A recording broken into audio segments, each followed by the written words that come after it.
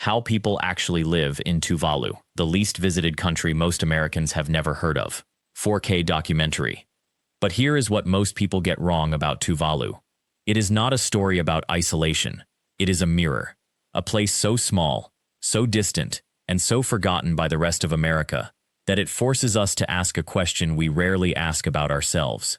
What would happen to our communities if the shopping malls disappeared tomorrow, if the highways dried up, if no one from outside ever arrived with money or interest or solutions? How would we actually live? Because in Tuvalu, that is not a hypothetical. That is Tuesday. And I promise you, by the end of this video, you will understand why the way people live here, not because of hardship, but despite reveals something we have lost on the mainland that they still hold on to with both hands. If you have ever wondered what living deliberately actually means, or if you have felt that creeping sense that American life has become a machine you cannot escape, subscribe right now. And I want to hear from you in the comments. When was the last time you felt truly needed by your community? Because that is what Tuvalu is going to teach us today. Wait, before we go any further, I need your full attention for a moment. What you are about to see in this video, the real mechanics of how a community survives without consumption, without growth, without the things we are told are essential, that deeper understanding, the patterns that connect island economics to American abandonment, the signals we are all missing, those are all explored in full detail in the comprehensive guide I have created on this exact topic. You will find it in the description and pinned in the comments. It is the place where I break down the systems that keep communities like Tuvalu alive, while mainline America keeps asking why towns are hollowing out. It is a paid resource, and it goes much deeper than what we can cover here. So let us start with what most documentaries about Tuvalu never actually ask. Not how is this place surviving, but rather, what is their economy actually built on? Because the answer is not what you think it is. Tuvalu does not have agriculture in any meaningful sense. There is no mining, no manufacturing, no industrial base. The soil is infertile, fresh water is scarce. Fish stocks, while historically abundant, are becoming unpredictable. And yet, 12,000 people live here. They own homes. They raise families. They send children to school. They have government, culture, history, and identity. So where does the money actually come from? The answer reveals something that economists rarely talk about because it does not fit neatly into GDP charts or trade spreadsheets. Tuvalu survives on what you might call permission fees. 3 of them, actually. The first is the internet domain. Tuvalu owns the .tv web domain. When the internet boom happened in the 1990s, the nation licensed that domain to companies around the world. A television station in Canada, they need .tv. A streaming service, .tv. A boutique hotel in Miami, .tv. Tuvalu makes millions of dollars a year from companies that simply want an address that says television on the internet. They literally monetize their own country's abbreviation. The second is fishing rights. Nations with large ocean territories, and Tuvalu's exclusive economic zone covers nearly 900,000 square kilometers, can sell the right to fish those waters to foreign companies. Tuvalu allows vessels from China, Japan, South Korea, and other nations to fish their waters for a licensing fee. This is controversial because overfishing is a real threat, and the money goes to the government, not to local fishermen. But it is also survival. Without it, the government cannot function. And the third permission fee? Climate refugees. Or more accurately, climate finance and aid money. Tuvalu is one of the countries on Earth most threatened by rising sea levels. The entire nation will be underwater within this century, possibly within this generation, depending on which climate models you believe. International aid organizations, climate researchers, NGOs, and government delegations constantly visit to study, document, and fund adaptation projects. Money flows in for seawalls, for drinking water systems, for agricultural experiments, for climate research. It is grim, because it means Tuvalu is being funded to manage its own potential extinction. But that money keeps the lights on today.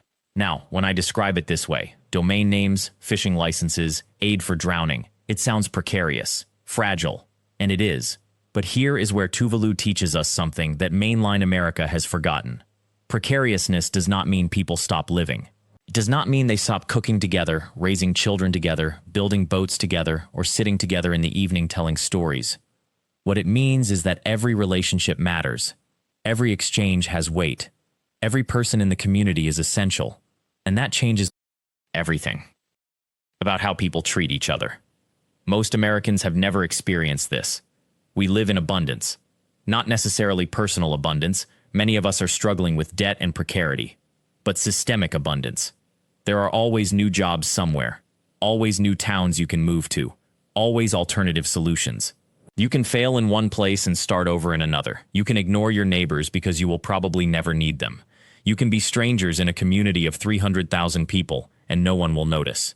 In Tuvalu, that is literally impossible. There are no alternative solutions. There is only here, only these people, only this atoll. And so the social architecture of the place is entirely different from what we have built. It is not based on independence.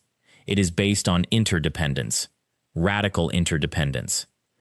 And this interdependence shows up everywhere, in how land is allocated, in how decisions are made, in how resources are shared, in how children are raised not just by parents but by the entire village, in how elders are cared for not in institutions but in family homes, in how sadness is communal and joy is communal and the entire emotional weight of the place is distributed among the people who live there. This is not exotic. This is not romanticized. This is pragmatism. When you cannot replace a person, you treat them as irreplaceable. When you cannot leave, you learn to get along. When the system is too small to be anonymous, you become known. You become a person, not a consumer. You become essential. And that, fundamentally, is why Tuvalu is not a story about poverty or isolation. It is a story about what we have traded away, what we have given up in exchange for the luxury of never needing anyone, what it costs, invisibly, to live in a system where you can disappear completely and no one will miss you. End of part 1. But here is where the story becomes complicated. Because understanding Tuvalu is not just about understanding community. It is about understanding what happens when a place cannot grow, cannot expand, and cannot easily escape the consequences of the world beyond its shores. Funafuti, the capital atoll, is home to nearly 7,000 of Tuvalu's 11,000 people. That means more than half the nation lives on a single strip of land barely 2 kilometers long and less than half a kilometer wide. To walk from one end to the other takes roughly 30 minutes. To know everyone by face, by family, by history, that is not a mystery. It is an inevitability. The density creates a different kind of pressure. Not the pressure of anonymity, but the opposite. Every choice you make affects people you know. Every failure is witnessed. Every success is celebrated by the entire community. There is no hiding. There is no reinvention. You are, always, yourself. The version that your grandmother remembers, that your neighbors have known since childhood, that your children will become. And this brings us to the economic reality that shapes daily life here more than anything else. Tuvalu has almost no natural resources. There are no minerals to extract, no forests to harvest, no agricultural surplus to export. The ocean provides fish, but commercial fishing requires capital, equipment, and infrastructure that a nation this small cannot easily maintain. Tourism is minimal. Fewer than 2,000 visitors arrive each year, and many come only to transition through to other islands. The airport itself is open to international flights only 3 times per week. So how does an economy function when there is almost nothing to sell? The answer is both pragmatic and unsettling. Tuvalu survives primarily on foreign aid. Government salaries, school operations, healthcare, roads, all of it depends on money flowing in from other nations. Australia, New Zealand, Japan, the European Union, the World Bank, these are not tourists visiting Tuvalu. They are, in a very real sense, keeping the nation afloat. The government is the largest employer, and government employment is largely sustained by international support. But there is another source of revenue that is far more unusual. It is so unexpected that most people who have never heard of Tuvalu would find it almost comical. Tuvalu has sold its country code domain to the internet, the domain.tv. The suffix you see at the end of websites devoted to television, streaming, and entertainment belongs to Tuvalu. Companies around the world pay to use it. A single .tv domain can cost hundreds or thousands of dollars per year. This generates millions of dollars annually for a nation that, in all other respects, produces almost nothing for export. It is a perfect metaphor for modern Tuvalu. A tiny nation survives not by what it makes or grows, but by renting its existence to the wider world. Its name, its territory, its location code, these become commodities. A country can sell the sound of its voice across the internet, earning money from entities that will never set foot here, that will never know the names of the people whose survival depends on that revenue. And yet, despite this economic vulnerability, despite the dependence on foreign support, Tuvalu has not collapsed. The social bonds that we discussed earlier create a kind of economic resilience that statistics do not capture. When a family member travels abroad for work, they send money home. When fishing is good, the catch is shared. When someone is sick, the community provides care without billing. These informal economies, the exchange of goods, labor, and resources that happen outside of currency, represent a survival system as important as any government program. Before we continue, and I want you to really absorb this next part, there is something crucial about how Tuvalu navigates its economic future that most people completely miss. The patterns, the systems, and the hidden pressures that are reshaping this nation right now are explained in exhaustive detail in our comprehensive guide available in the description below and pinned at the top of the comments. This ebook breaks down not just the economics, but the cultural mechanisms that either sustain or undermine stability in isolated island nations like this one. If you want to understand the real mechanisms driving life here, that guide will show you exactly what they are. It is available for those who want to go deeper. Now, this economic precarity has an enormous impact on one specific aspect of Tuvaluan life: mobility. In most countries, if you are unhappy with your economic prospects, you can relocate. You can move to a city, a different state, another region. The mobility itself creates opportunity. But in Tuvalu, relocation is not simple. You are on an island. Your neighbors are your family. Your job options are limited. Your school is the same school that your parents attended. Your future, in many ways, is already written before you are born. For some, this creates a kind of stability. If your path is predetermined, you do not struggle with indecision. Your role in society is clear. But for others, especially young people, it creates a suffocating sense of inevitability. And this has led to a phenomenon that is, in many ways, the invisible crack in Tuvalu's social foundation: selective migration. Young Tuvaluans leave. They pursue education abroad. They seek work in New Zealand, Australia, or Fiji. Some return, many do not. And each person who leaves takes with them skills, energy, and the possibility of future contribution to their home community. The government knows this is happening. The schools know it. The families know it. But what can they do? Can you force young people to stay in a place with limited opportunity? Can you build enough jobs, enough schools, enough future to make leaving unnecessary? Tuvalu has tried. There are scholarships. There are development initiatives. But the gap between what is possible here and what is possible in a larger nation is simply too vast. This creates a particular kind of heartbreak. Tuvalu loses its most educated youth precisely at the moment they become most valuable. A young person spends 18 years being raised in the community, learning the language, absorbing the culture, developing relationships. The investment is complete, and then they leave to benefit another nation. New Zealand gains a skilled worker, Australia gains a nurse, Fiji gains an accountant, and Tuvalu loses the return on its generational investment. The remittances help, money flows back, but money alone cannot replace the presence of educated people in a place that desperately needs them. A doctor working in Auckland sends money home, but Tuvalu still needs a doctor. A teacher working in Sydney sends money home, but Tuvalu still needs teachers. The economy survives, but the capacity to build something new, to create genuine development, that slowly erodes. And yet, there is another side to this story. Because some young Tuvaluans do return. They come back with education, with experience, with skills developed elsewhere. They become teachers, administrators, business owners. They become the bridge between Tuvalu's past and its future. These returnees are not celebrated with parades. That would not be the Tuvaluan way. But they are known. They are essential. They prove that leaving does not always mean abandonment.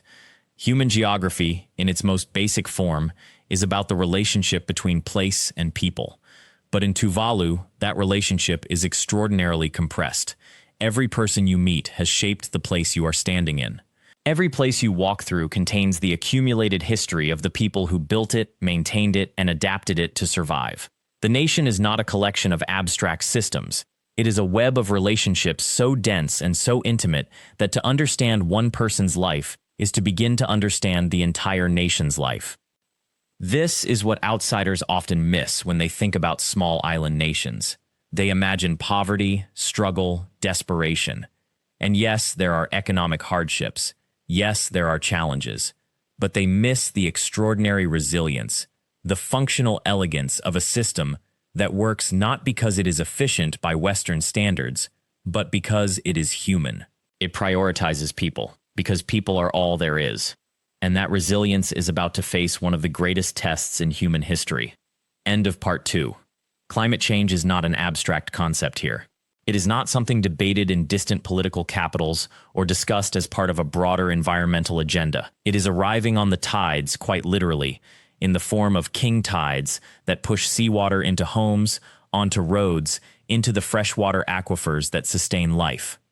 Local fishermen speak of subtle shifts they notice in the ocean itself. Changes in fish migration patterns, water temperature, the behavior of species they have relied on for generations. Scientists measure sea level rise in millimeters per year. But in a place where the average elevation is barely 2 meters, millimeters matter. They compound. They accelerate.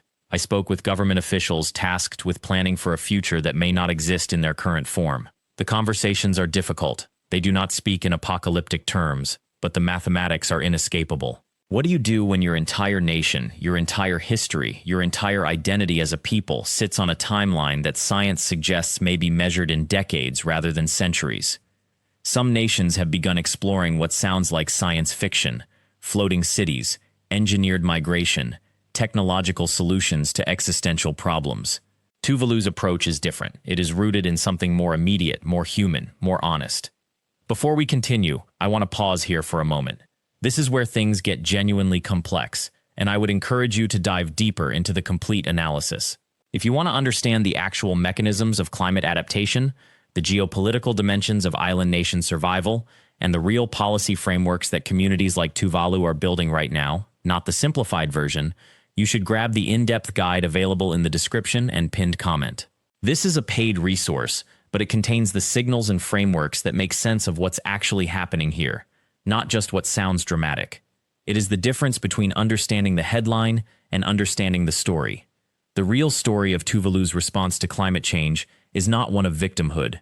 It is one of agency. It is the story of a small nation using its voice on the world stage with a clarity that larger countries lack. When Tuvalu's representatives speak at the United Nations, they do not speak tentatively. They speak as people whose country is actively sinking, whose beaches are actively eroding, whose future is actively uncertain. They speak with the urgency of those who have nothing to lose by telling the truth. In 2019, Tuvalu's foreign minister made a speech at the UN Climate Action Summit that captured something essential. He did not present theories or projections. He presented reality. He stood in water while delivering the address, not as a theatrical gesture, but as a literal representation of where his nation stands. The water was rising in real time, quite literally, during his plea for global action on climate change. That moment captured global attention, but it also revealed something about Tuvalu's position. It cannot wait for global consensus. It cannot afford to participate in the slow machinery of international diplomacy while its islands disappear. Every year of delay is a year of accelerated erosion, another cohort of young people wondering if there will be a home for them to return to. Yet here is what outsiders often miss. Even as the future becomes more precarious, Tuvaluan culture is not retreating inward. Instead, it is evolving.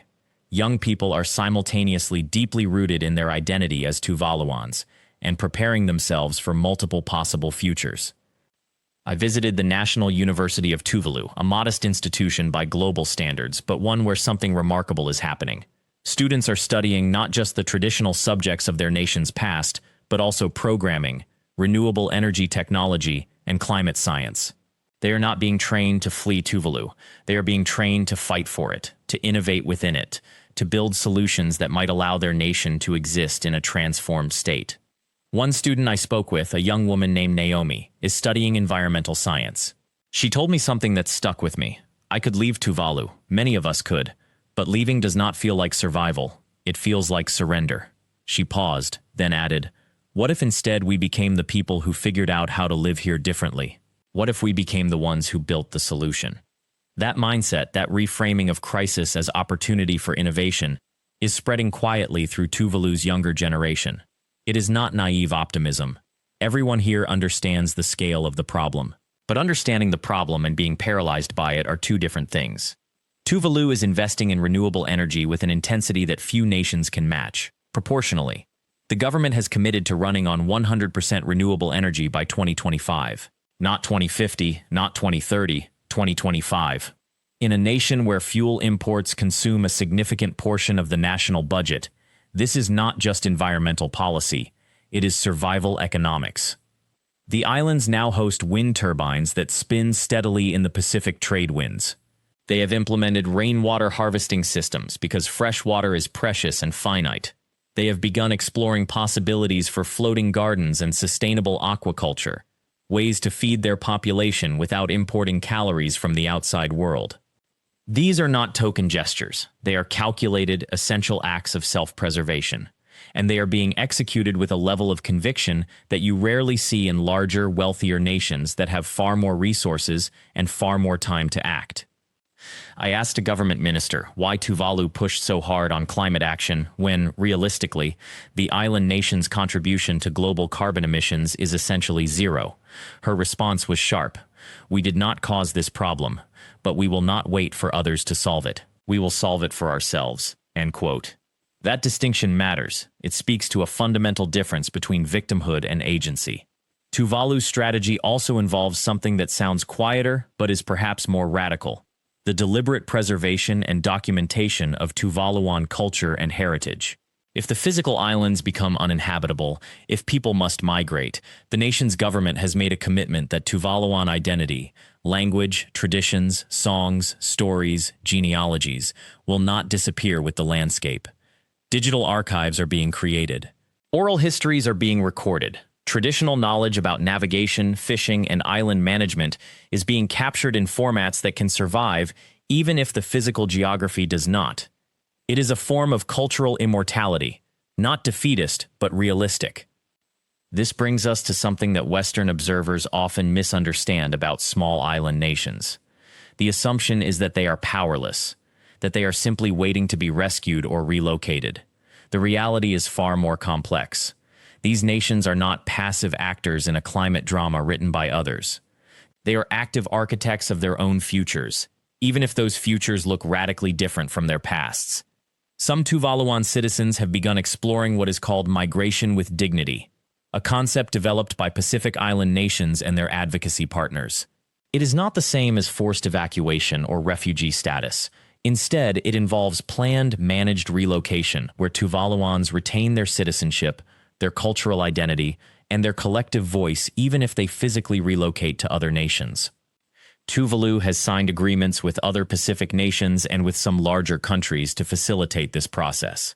It is migration, yes, but it is migration on Tuvalu's terms, with Tuvaluans maintaining agency and identity rather than becoming stateless refugees in someone else's narrative. The lives being built right now in Tuvalu are lives of extraordinary purpose. They are lived with the knowledge that the timeline is compressed, that every decision carries weight, that the future is genuinely uncertain. Yet they are also lives of joy, of connection, of cultural vitality that seems almost defiant in its presence.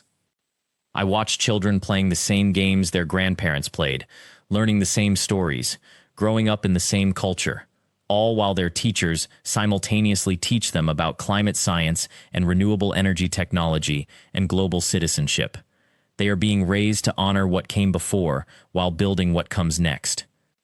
This is what resilience actually looks like when you strip away the Western framework of what that word is supposed to mean.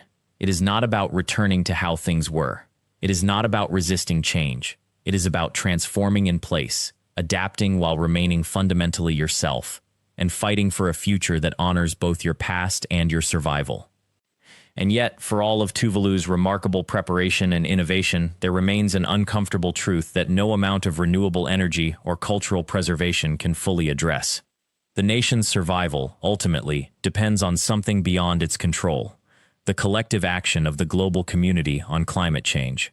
Tuvalu can run on 100% renewable energy, but if the rest of the world continues burning fossil fuels at current rates, if global temperatures continue rising, if sea levels continue accelerating, then Tuvalu's own emissions reductions become almost beside the point. This is where the story of Tuvalu becomes the story of global inequality at its most brutal. A nation that contributed almost nothing to the problem that is destroying it now finds itself dependent on the goodwill and the policy choices of nations that created the problem in the first place. The language is diplomatic, the frameworks are technical, but the reality is straightforward. Tuvalu is asking the world to save itself in order to save Tuvalu. The world, so far, has been moving far too slowly to do so. And yet, and this is crucial, Tuvalu has not adopted a stance of helplessness. Instead, the nation has become one of the world's most vocal advocates for climate action, using its unique position as a nation on the literal front lines of climate change to demand that wealthier nations take the crisis seriously. If Tuvalu will not accept powerlessness on its own behalf, it certainly will not accept it on behalf of the larger principles at stake. This persistence, this refusal to be defined solely by the crisis consuming the nation, this is perhaps the deepest lesson of Tuvalu. The islands are sinking, the future is uncertain, the timeline is compressed, and still, life happens. People fall in love, build homes, raise children, create art, fish, farm, celebrate, mourn, dream. The extraordinary ordinariness of human existence continues even in the face of existential threat. The people of Tuvalu are not waiting for rescue. They are not staging their suffering for international attention, though they certainly use that attention when it comes. They are simply living, with grace, with purpose, with a clarity about what matters that many of us in wealthier, more stable nations have perhaps lost. This is the secret I promised you at the beginning of this film. It is not that Tuvalu is disappearing, though it is. It is not that the people here are victims of a tragedy written by forces beyond their control, though they are. The real revelation, the one that changes how you see not just this country but perhaps your own life, is this. Survival in Tuvalu has never been about grand gestures or technological solutions or waiting for the world to save you. Survival here is about something far more fundamental and far more human. It is about choosing to build a life of meaning in the face of uncertainty. It is about understanding that home is not primarily a geographic location that will last forever. It is a web of relationships, a shared culture, a commitment to one another that transcends the ground beneath your feet. The people of Tuvalu learned this truth centuries ago, long before climate change made it urgent. They learned it because their entire existence, from the first canoe that arrived on these atolls, has always been about thriving in a place that the world largely forgot. They learned it because isolation was not a burden to be overcome. It was simply the condition of life. And in that isolation, they built something that most of us spend our entire lives searching for: a genuine community. A place where your neighbor is not someone you ignore, where culture is not consumed but lived, where the elderly are repositories of knowledge rather than relics of the past. When you stand on these islands and watch how people move through their days, you begin to understand something that the headlines about rising seas and climate refugees almost never capture. You understand that the crisis in Tuvalu is not primarily a physical one. It is a crisis of identity, of belonging, of what it means to maintain a culture and a people when the world insists that your homeland is temporary, that your existence is a countdown to extinction. The true vulnerability of Tuvalu is not the rising water. It is the possibility that the next generation, watching the world's indifference, might decide that staying is futile. It is the risk that people might leave not because the islands are physically uninhabitable, but because they have internalized the message that their home, their culture, their way of life is disposable. That is what the people of Tuvalu are actually fighting against. Not the ocean, not even the climate. They are fighting against invisibility, against irrelevance, against the quiet erasure that comes when the world stops paying attention. This is why the documentation of daily life here matters so profoundly. This is why stories from Tuvalu are not exotic entertainment or climate change cautionary tales. They are urgent reminders of what we stand to lose. Not just the islands themselves, though they matter, but the knowledge, the languages, the ways of being in the world that have been refined over centuries. The proof that human beings can build stable, joyful, meaningful lives in places that feel marginal to the centers of global power. When you leave Tuvalu, if you are fortunate enough to visit, you carry with you not just images, but a kind of knowledge that cannot be adequately expressed. You understand, in a way that intellectual understanding alone cannot provide, that the question facing this nation is not whether it can survive physically, The question is whether the world will recognize it as worth saving, whether we will treat the people here as protagonists in their own story, not as supporting characters in a narrative about climate change written by outsiders. The people of Tuvalu are not asking for your pity. They are asking for your attention, they are asking to be known, they are asking for their children to grow up in a world that has not already written them off as a loss. They are asking to build their futures not in exile but at home. So what is the takeaway here? It is this: the survival of Tuvalu ultimately depends not on engineering solutions or international aid, though both have their place. It depends on whether the people here can maintain hope, dignity, and connection to place even as the physical ground shifts beneath them. And that, perhaps, is the most human challenge of all. It is a challenge that Tuvalu faces with particular urgency, but it is not unique to these islands. It is a challenge that faces every marginalized community, every culture fighting to survive in a world that devalues it. Every person searching for meaning in a system that tells them their home, their way of life, their very existence is negotiable. The challenge before you, this week, is simple but profound. Find one person or place in your own life that you have taken for granted, that you have perhaps dismissed or overlooked, and truly see them. Learn their story, ask what matters to them, understand them not as a problem to be solved, but as a complete human being with agency, culture, and dreams. Because that is what the people of Tuvalu are asking us to do for them, and in doing so, you will discover that you have learned something essential about yourself as well. Thank you for spending this time with me, exploring the shores that America forgot and the extraordinary people who remain rooted there. If this story moved you, if you felt the weight of what is at stake, please subscribe to this channel so you never miss another documentary from the world's most isolated and overlooked places. Leave a comment below and tell me, which part of Tuvalu's story stayed with you? What surprised you most about how people actually live here? And activate the notification bell so that when we explore the next forgotten territory, you are there from the very first moment.